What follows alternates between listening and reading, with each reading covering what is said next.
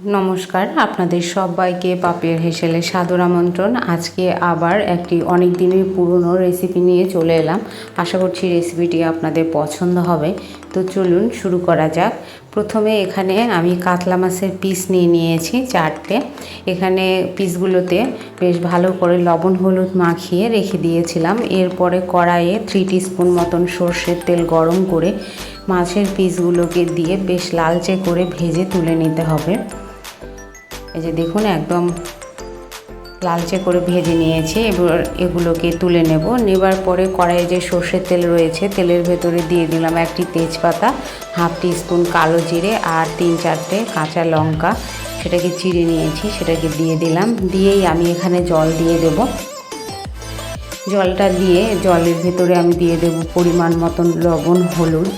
দেবার পরেই আমি এই জলটাকে বেশ ভালো করে ফুটিয়ে নেব।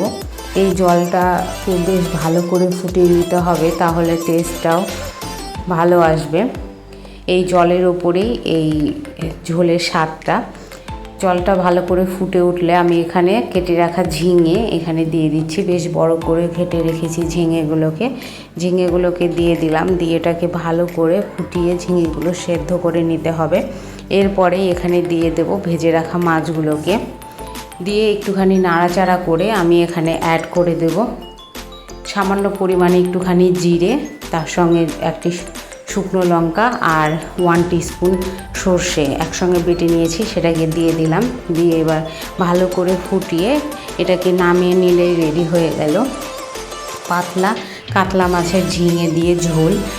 এরকম রেসিপি পেতে অবশ্যই আমার চ্যানেলটি সাবস্ক্রাইব করুন। ধন্যবাদ।